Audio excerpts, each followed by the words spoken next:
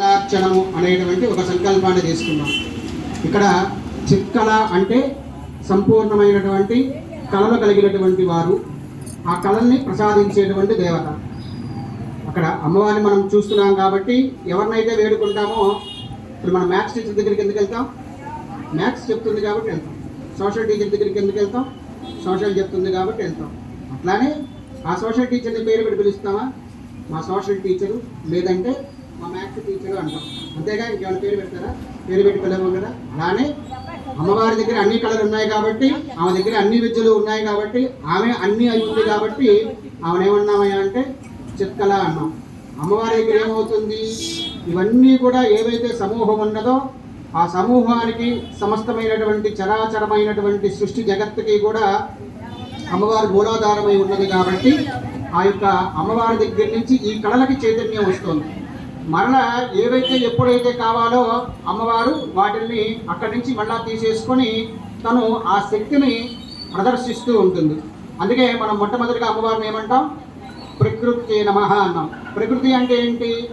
సృష్టి మొత్తానికి కావలసినటువంటి ఆ యొక్క లౌకిక పరంగా కావచ్చు, ఏదైనా కానీ చిన్న సూక్ష్మజీవి దగ్గర నుంచి పెద్దదైనటువంటి జీవి వరకు కూడా కావలసింది ఏదైతే అందించాలో అది ఎక్కడి నుంచి వస్తుంది?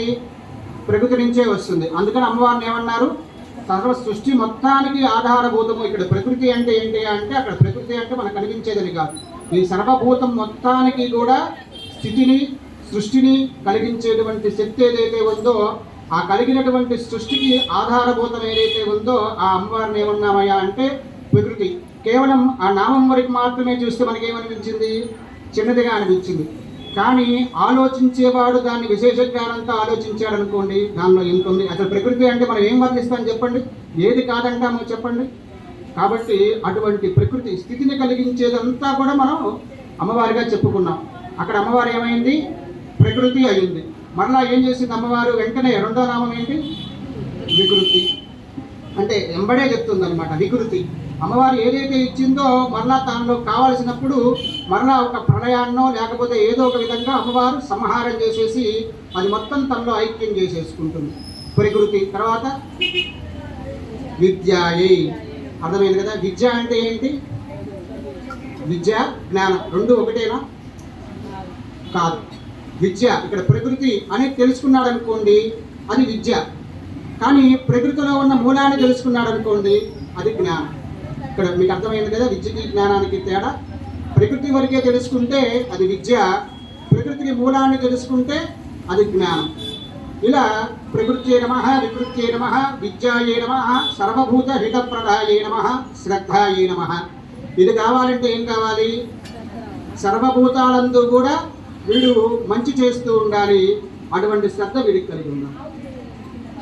ఈ పంచ సర్వభూత హితప్రదాయై నమః అన్నాడు. ముందు ఈ భూతాల అన్నింటిలో కన్నా కూడా ప్రథమం ఏంటి? పంచభూతాలు. ఈ పంచభూతాల్ని మనం సంరక్షించుకోవడం అనేది ముఖ్యం. ఇటువంటిది జ్ఞానం. ఇప్పుడు మీకు జ్ఞానం అంటే అర్థమైంది కదండి.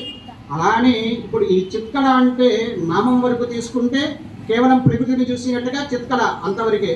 కానీ ఈ చిత్కళని కనుక మన జ్ఞానంతో చూసినట్టయితే కనుక విశేషమైనటువంటి శక్తి దాగి ఉంది. అర్థమవుతుంది కదా? ఈ కళ ఇక్కడ మనకు కాంతి ఉపయోగపడింది ఏంటి? కాంతి లేని ప్రదేశం ఏమిటి? అర్థమవుతుంది కదా? ఈ అంతా అలానే జ్ఞానంతో కూడుకున్నది ఏమిటి? జ్ఞానం లేకుండా చేసేది ఏమిటి? అలానే మనం ఈ యొక్క జ్ఞానాన్ని పొందాలి అంటే ఈ కళలన్నీ కూడా సంపూర్ణంగా ఉండాలి. అటువంటి కళలన్నింటినీ కూడా ప్రసాదించే తల్లి అక్కడ స్థితి స్వరూపిణిగా ప్రకృతిగా ఉంటే, ఇక్కడ జ్ఞానస్వరూపిణిగా చిత్కళగా ఉందన్నమాట. అక్కడ మీరు ఏం పొందాలి అన్నా ఏం కావాలి? విద్యాయై నమః అంటే ప్రకృతికి వికృతికి మధ్యలో నువ్వు అనుసంధానంగా రెండింటినీ వాడుకోగలగాలి. ప్రకృతి ఉన్నా వాడుకోగలగాలి, వికృతి ఉన్నా వాడుకోగలగాలి. ఒకదాన్ని చూసి భయపడితే ఎట్లా కుదురుతుంది? రెండోది రాదు కదా. ఎలా వస్తుంది? ఇప్పుడు మనం సాంబ్రాణి కట్టి వెలిగిస్తున్నాం, అది కరిగిపోతుందని భయపడ్డాం అనుకోండి, అమ్మవారికి ధూపం ఇవ్వగలమా? కర్పూరం వెలిగి కొండెక్కుతుంది అనుకున్నాం అనుకోండి, అమ్మవారికి ఇవ్వగలమా? ఒకటి ప్రకృతి జరుగుతోంది అంటే వెంటనే రెండోది దానిలో వినాశనం అంటే లయం అయిపోతూ ఉంటుంది. దేనిలో దానిలో ఒక పదార్థం అనేది లయం అయిపోతూ ఉంటుంది. ఇప్పుడు పాలు పోయినాయి అనుకుంటే పెరుగు వస్తుంది, పెరుగు వెళ్ళింది అనుకుంటే చిలికితే మజ్జిగ వస్తుంది, మజ్జిగలో వంచి ఏమొస్తుంది? వెన్న వస్తుంది. ఆ వెన్నని కాస్తే దీనికి అంతం ఉందా? లేదు. పాలైతే 1 రోజు 2 రోజులు, కానీ నెయ్యి ఎన్ని రోజులు ఉంటుంది? అది విద్య, ఇది జ్ఞానం. మనం ఎంత చిలికితే అంత వచ్చేది జ్ఞానం, చిలికేవాడి ఓపిక. ఇక్కడ మీకు అర్థమైపోయింది కదా, చిలికేవాడి ఓపిక. కాబట్టి దీన్ని బట్టి మనం ఎంత జ్ఞానాన్ని సంపాదించుకోవచ్చు అనేది వాడి తాహత. అటువంటి స్వరూపిణి ఈ చిత్కళ. ఇక్కడ అమ్మవారిని ఏమన్నాం? జ్ఞానప్రదాయునిగా చెప్పుకున్నాం. ఒక జ్ఞానాన్ని ఎవరిస్తాడు? గురువు ఇస్తాడు. ఇప్పుడు మనకు అమ్మవారు ఏమైంది? గురువు అయింది. ఎందుకయింది? విద్యాయే నమః అయింది, ఆ తర్వాత జ్ఞానాయే నమః అమ్మవారు. కాబట్టి విద్య నుంచి జ్ఞానాన్ని ఇస్తుంది కాబట్టి అమ్మవారు మనకి ఏమైంది? గురువు అయింది. అటువంటి గురువు మనం చెప్పుకుంటాం లలితలో బ్రహ్మ విద్యా స్వరూపిణి, నంది విద్యా నటేశ్వరి, ఇలా శ్రీ విద్యా స్వరూపిణి. ఇవన్నీ మీరు లలితలో చదివేగా, నేనేమన్నా కొత్తగా చెప్పానా? లేదు. మరి ఇన్ని విద్యలకి అమ్మవారు ఏమైంది? అధిదేవత అయింది. ఎన్ని విద్యలు, ఎంత విద్యలు. అసలు బ్రహ్మ విద్య అంటే, శ్రీ విద్య అంటే చాలా, అసలు మనం ఏమాత్రమో కూడా ఒక రోజులో దాన్ని అనుసరించడానికి, అంటే ఒక క్రియా విధానంగా తీసుకుంటే ఒక రోజులో అనుసరించడానికి కూడా ఆ క్రియా విధానం చేయలేనటువంటి పరిస్థితి అనమాట. అంత విద్యలు ఉంటాయి. అంతంత విద్యలో నుంచి చేసే శక్తులు కూడా అంత ప్రత్యేకంగా ఉంటూ ఉంటాయి. అటువంటి విద్యాస్వరూపినిగా చెప్పబడినటువంటి అమ్మవారు ఎలా ఉంది అంటే ఇక్కడ చిత్కళగా ఉందన్నమాట. అటువంటి అమ్మవారి స్వరూపం ఏంటయ్యా అంటే గురు స్వరూపము. ఇక్కడ మొదటగా మన అమ్మవారిని ఎలా చూడాలి అంటే అమ్మవారిగా చూడకూడదుట, ఒక గురువుగా చూడాలిట. నాకు ఏదైతే కావాలో అది జ్ఞానస్వరూపిణిగా ఇవ్వు. మనం ఒక స్కూల్కి వెళ్తే ఏం చేస్తుంది ప్రిన్సిపల్? వీడికి కావాల్సిన సోషల్ టీచర్ని ఆమె పెడుతుంది, వీడికి కావాల్సిన మ్యాథ్స్ టీచర్ని ఆమె పెడుతుంది. అవునా కాదా? మనకి తేలిక అర్థం చేసుకోవాలంటే మొత్తానికి ఎవరు హెడ్? ప్రిన్సిపల్. కానీ దేనికి దానికి సెక్షన్స్ డివిజన్ చేసింది. వీడు దేనిలో వీక్గా ఉంటాడో ఆ టీచర్ వచ్చి వెతంతో ఒకటి వేస్తుంది కదా. అప్పుడు వీడేమవుతాడు? దానిలో మరలా పరిపూర్ణత్వాన్ని తెచ్చుకుంటాడు అనమాట. ఇలా అన్నిటినీ సమూహపరిచేటువంటి శక్తి ఏదైతే ఉంటుందో ఆ శక్తిని మనం ఆశ్రయించాలి. అది ఎలా ఆశ్రయించాలి అంటే గురు స్వరూపకంగా మొదట మనం ఆశ్రయించాలి. ఆ గురు పాదుక అంటే మనం ఏదైతే గురువుగా చేశామో వారికి అర్చన ఎక్కడ ఉంటుంది అంటే పాదుకుల దగ్గరగా ఉంటుంది. అంటే వారి యొక్క పాదాలని ఆశ్రయించి ఉండాలి. అటువంటి గురు పాదుకలు. మొదటిగా అమ్మవారి పాదాల దగ్గర నుంచి మనం ప్రారంభం. అమ్మవారిని మనం ఇప్పుడు ఎలా తీసుకున్నాం?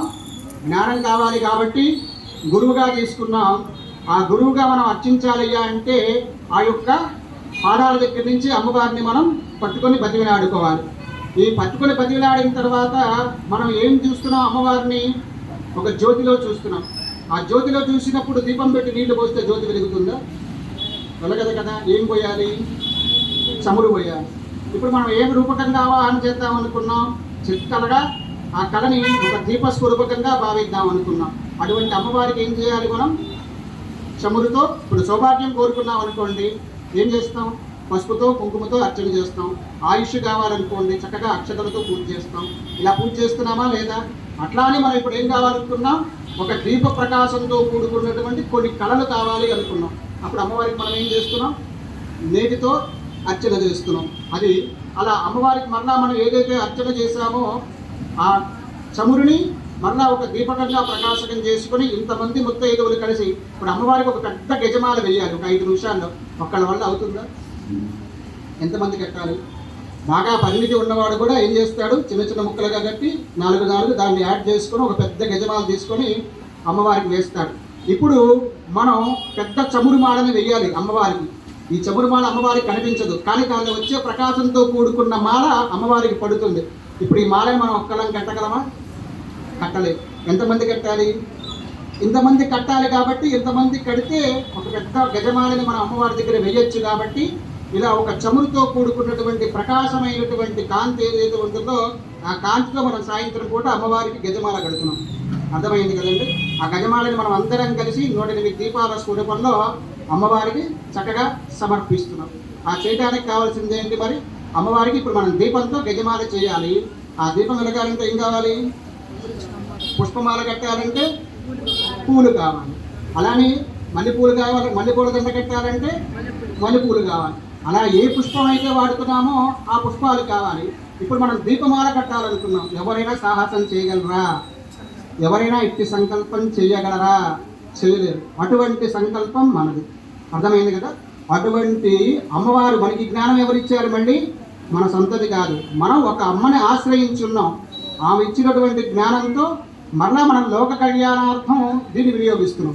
కాబట్టి అటువంటి చిక్కలతో కూడుకున్నటువంటి అమ్మవారికి మనం ప్రతినిత్యము కూడా మనందరము కూడా ఎవరైనా ఒక ముత్తైదు మాల కడుతుంటే మనం కూడా తోస్తే ఒక 2 పుష్పాలు తీసుకెళ్ళడము, లేదంటే మనం కూడా కట్టడము, వారికి సహకారం చేస్తూ ఉంటాం. అట్లానే ఇంతమంది మనం చేస్తూ ఉంటాం కాబట్టి ఇలా మనం అందరం కూడా సహకరించుకుంటూ అమ్మవారికి చక్కగా ఒక దీపమాలని అమ్మవారికి మనం అలంకారం చేస్తున్నాం. అటువంటి గజమాలని సమర్పించడం కోసం ఏర్పరచుకున్నటువంటి సంకల్పమే ఇటువంటి చిత్కళ. దీన్ని మనకు ఎవరిచ్చారు? సర్వ ఋషులు అందరూ కూడా మనం చెప్పుకుంటూ ఉంటాం. ఏవైతే ఋషిమండలాలు ఉన్నాయో ఆ ఋషిమండలాలందరూ కూడా అమ్మవారిని ఆశ్రయించే ఉంటారు. మనకి విద్యనిచ్చింది ఎవరు? ఈ ఋషుల దగ్గర నుంచి ఇలాగా తపో గనులు ఎవరైతే ఉంటారో వాళ్ళ దగ్గర నుంచి నేర్చుకున్న విద్యలే కదా. మరి వీరందరూ కూడా మొదట మనం ఇప్పుడు మనకి తాత ఉన్నారు, మీకు ఇంకా అర్థం కావాలంటే ముత్తాతకి వీటన్నిటి పైన ఎవరో ఒకళ్ళే ఉన్నారుగా.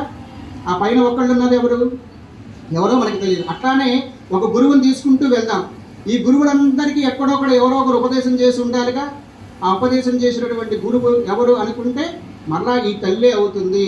ఈ సృష్టి క్రమంలో ఒక జ్ఞానాన్ని సముపార్జించడానికి కావలసిన శక్తి ఏదైతే ఉంటుందో ఆ శక్తి మొత్తాన్ని కూడా సమకూర్చినటువంటి తల్లి ఆ యొక్క చిత్కళ. అలానే మనం మేధా దక్షిణామూర్తి అని చెప్తాం. ఈ దక్షిణామూర్తి ఎవరు? శివస్వరూపం. హయగ్రీవుడు ఎవరు?